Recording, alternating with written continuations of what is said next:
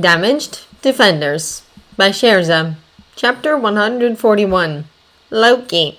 Given Shiro's general attitude, Loki had fully expected some sort of nonsense as regarded their rooms. An old-style traditional Japanese room, complete with tatami mats maybe, well, there were a lot of ways to give someone grief, both subtle and overt. Loki, of anyone, would know that, was the point. And Loki had expected something of a sort from Shiro. Either the rooms had been under Shiro's control, very likely, or he'd opted to prove Japanese superiority by ensuring the rooms were perfect. Perhaps both. At any rate, there wasn't a single objectionable thing in the rooms they'd been given for their brief stay. Not that Loki cared, or was even wholly familiar with the differences, but the bathrooms were even American style. He may not have cared, but the fact they were so made Loki think these rooms had been originally used by American Olympians. Even on Asgard, renovation of a living space of any description took more time than the handful or so of days' warning Shiro had gotten of their visit. Their excess luggage deposited, everyone trooped back to the training space, and the headaches began in earnest. Not that that was obvious right away. Shiro had evidently opted to demonstrate his team's abilities at hand-to-hand combat. This was, on the face of it, not a bad thing. Training for hand-to-hand no-powers fighting definitely had its place. Even child Thor, who had been obstinately resistant to anything he deemed even faintly non-warrior-like, and that back then had been near everything save hitting people at close range with the biggest weapon possible, had, if reluctantly, seen the wisdom in such.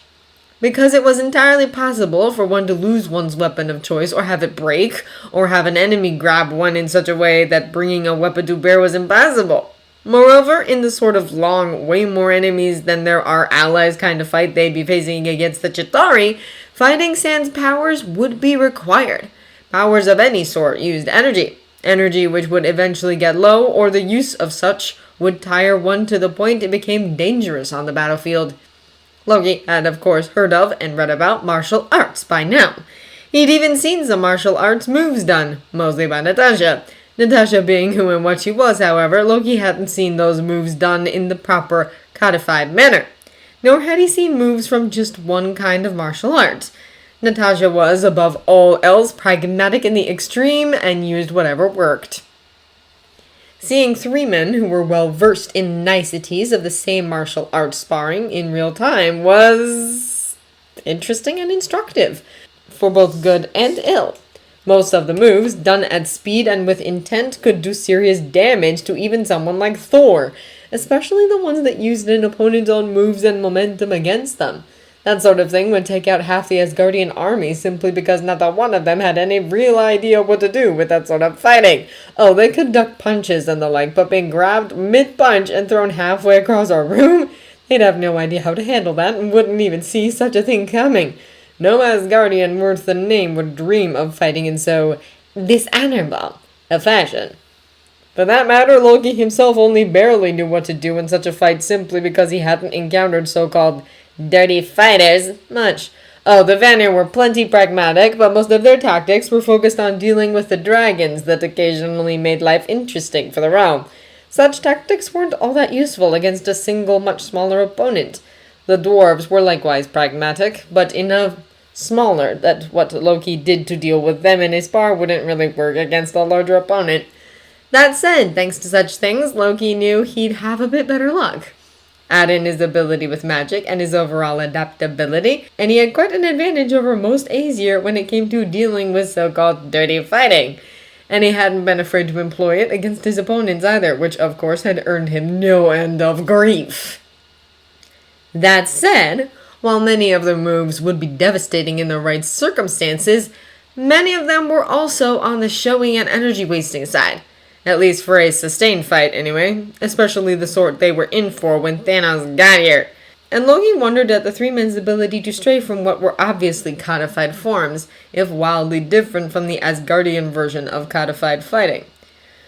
Well, there was only one way to find out, and he'd been given carte blanche to deal with Shiro and his cohort as he saw fit.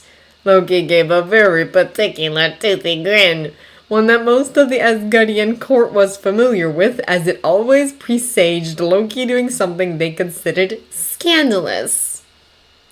10 feet away, Thor groaned, sounding more amused than put out. Oh no. Loki threw an entirely different grin at Thor, one that was pure mischief and mayhem and nearly demented glee. Thor, much to Loki's amusement, actually whimpered and covered his face with one big hand. Next to him, Tony started snickering, clearly realizing Loki's intent despite not really knowing Loki all that well. Also, Thor's dramatics were admittedly funny. Loki gave them both an impish salute, then turned and flung a small, cool fireball into the midst of the three men. It looked very much like fire, but had just enough heat to feel warm to the skin. Then he teleported into the middle of the chaos the fireball caused. While it was markedly slower than what Kurt could manage, Loki was going to get that figured out. Just watch him! Loki imitated Kurt's rapid-fire teleport and trounce fighting style. Teleport in, get in a few hits, or attempt to, then bounce back out.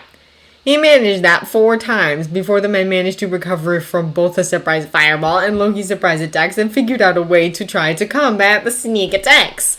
To their credit, they did figure it out and coordinated themselves without saying a word or giving any signals that Loki could readily identify as such. The 5th time Loki teleported in, he was almost instantly met with several kicks and hits from one of them. Loki gave a pleased grin, blocked the hits, then upped the ante, adding other magical hijinks to the teleporting. Small harmless spells meant to startle rather than injure, whereupon problems made themselves evident. For one, while all 3 managed to adapt to what Loki was doing, they never once strayed from what he assumed was proper form for whatever martial art they were using. Though it had to be said that one of Shiro's minions had a look on his face like he wanted to, and kept side-eyeing Shiro like he was waiting for an order to that effect. The second problem was that none of the 3 once even imitated using their mutations.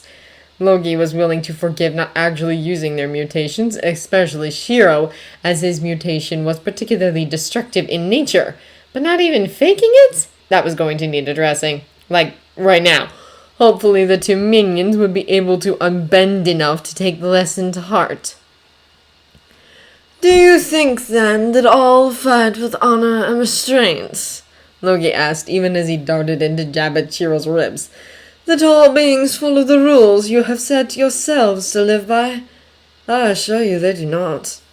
Loki gave them a fanged grin and kicked out at the minion that had seemed willing to fight outside the rules. To Loki's delight, the man did exactly that. He managed to get a hold of Loki's ankle and tried to kick Loki's supporting foot out from under him. Sadly for the man, Loki was heavier than he looked, and the kick wasn't strong enough to upset Loki's balance, especially as, thanks to their positions, the man couldn't really reach the back of Loki's knee to take it out from under him.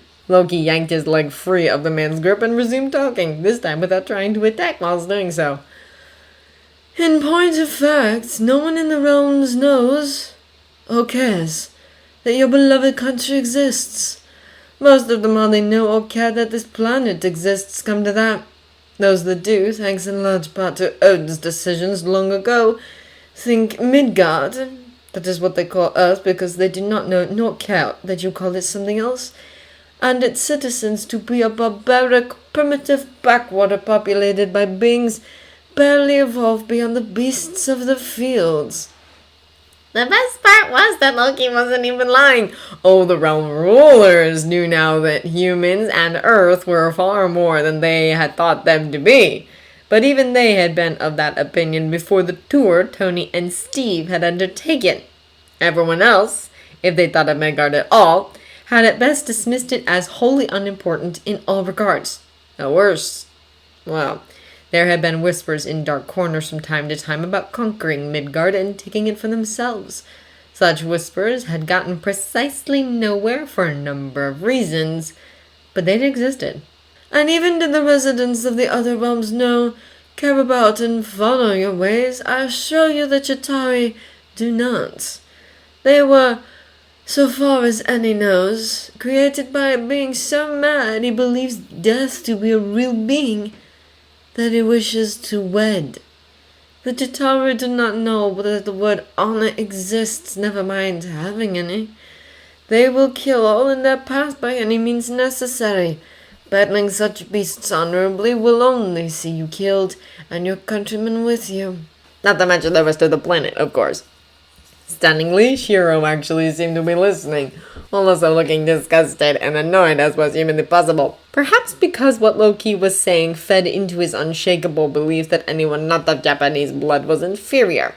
Well, Loki was willing to permit that if it got Shiro to act the way he needed to. Loki waved a hand, and an illusion of a Chitauri foot soldier shimmered into being. All three men recoiled like they'd been slapped.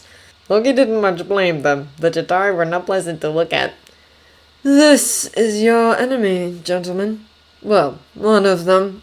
Next to the foot soldier, a very, very, very scaled-down version of the creatures the Avengers had dubbed space whales popped into being, then a somewhat less scaled-down version of the sleds, complete with pilots and gunners.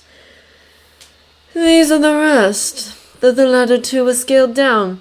The great beast there can hold as many as 100 Chitauri that can then eject from its sides and drop down on unsuspecting victims.